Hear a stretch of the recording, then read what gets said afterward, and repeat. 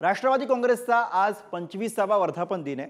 शरद पवारांचे राष्ट्रवादी अहमदनगरमध्ये हा वर्धापन दिन साजरा करणार आहे। वर्धापन दिनाच्या शुभेच्छा देण्यासाठी पवारांच्या मोदी बागेमधील निवासस्थानी आपल्याला गर्दी बघायला मिळते।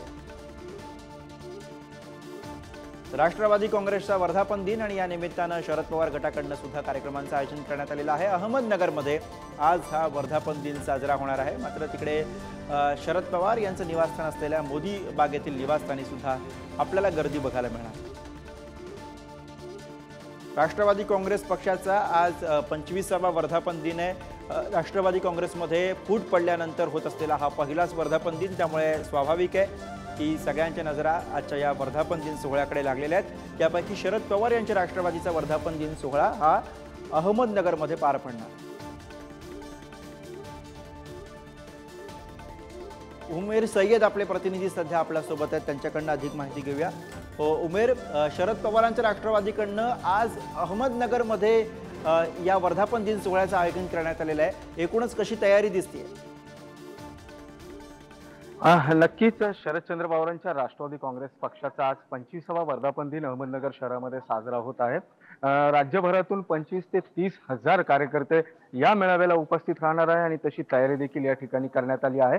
संध्याकाळी 5 वाजता शहराच्या न्यू आर्ट्स कॉलेजच्या मैदानावर ही जी सभा आहे, वर्धापन दिनानिमित्त आयोजित सभा जी ठेवली होती ती आयोजित करण्यात आलेली आहे आणि तिथून शरद पवार असतील, त्याचप्रमाणे शरदचंद्र पवारांच्या राष्ट्रवादी काँग्रेस पक्षातील नेते असतील, ते कार्यकर्त्यांना संबोधित करणार आहे। विशेष म्हणजे लोकसभा निवडणुकीमध्ये राष्ट्रवादी काँग्रेसला चांगलं घवघवीत यश मिळालं आणि त्या निमित्तानं जी पहिली सभा आहे ती अहमदनगरमध्ये ठेवण्यात आलेली आहे। जे नवनिर्वाचित खासदार आहेत त्यांचा देखील या ठिकाणी भव्य सत्कार होणार आहे। कुठेतरी अहमदनगरमध्ये ठेवायचं कारण म्हणजे शरद पवारांनी अहमदनगर दक्षिण लोकसभा मतदारसंघ जे आहे तर ते प्रतिष्ठेचं केलं होतं आणि या ठिकाणाहून जे आहे तर ते निलेश लंके हे विजय झाले।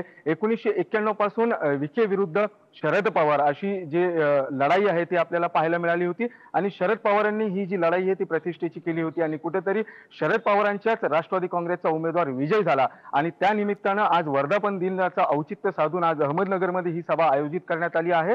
लोकसभा निवडणुकीनंतर ही पहिली सभा असल्यामुळे आणि त्याचप्रमाणे राष्ट्रवादीमध्ये उभी फूट पडल्यानंतर ही पहिली सभा असल्यामुळे शरद पवार असतील, त्याचप्रमाणे राष्ट्रवादी काँग्रेस पक्षाचे सर्व नेते असतील, हे कार्यकर्त्यांना काय संबोधित करणार हे पाहणं महत्त्वाचं ठरणार आहे।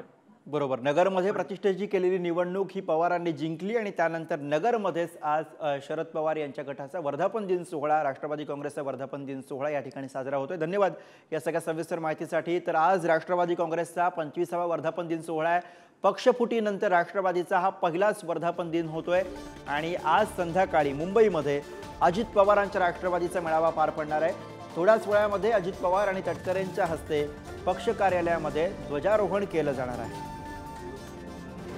तर आज राष्ट्रवादी काँग्रेसचा 25वा वर्धापन दिन आहे आणि तिकडे अजित पवार यांच्या गटाकडून सुद्धा वर्धापन दिन साजरा केला जातोय आणि आता थोड्याच वेळामध्ये या ठिकाणी ध्वजारोहण केलं जाणार आहे।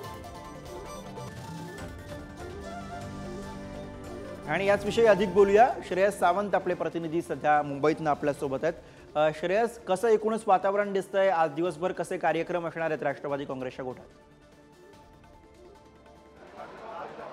खरं गुरु, आपण बघतोय तर राष्ट्रवादीमध्ये फुटीनंतर हा पहिला वर्धापन दिन आहे, ज्यात 2 वर्धापन दिनं साजरी होत आहे। जसं आपण आताच ऐकलं की जिकडे शरद पवार गट वर्धापन दिन सोहळा जोरदार साजरा करतो, तिकडेच अजित पवार गट ही तेवढा जोरदार साजरा करतो। तू बघू शकतोस माझ्या मागे आता सगळे कार्यकर्ते जे आहेत हे पक्ष कार्यालय आहे राष्ट्रवादीचं आणि तिकडेच आता सगळे कार्यकर्ते एकत्रित होणार आहेत। इथंच सकाळी 10 वाजताच्या दरम्यान इथं ध्वजारोहण होणार आहे।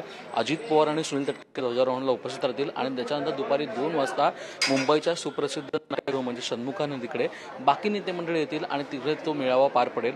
खरं तर लोकसभा निवडणुका त्याच्यानंतर राष्ट्रवादीला मोदी सरकारमध्ये म्हणजेच या गव्हर्नमेंटमध्ये त्यांना स्थान मिळालं नाही, पण तरीही आता स्थान मिळेल का याकडे सगळ्यांचं लक्ष आहे। त्यामुळे अजित पवार यावेळी काय बोलतात त्याकडे सगळ्यांचं लक्ष लागलं। वर्धापन दिन किती मोठा साजरा करतात आता तिकडे सगळ्यांचं लक्ष लागलं। गुरु, अर्थात धन्यवाद श्रेयस या सगळ्या सविस्तर माहितीसाठी।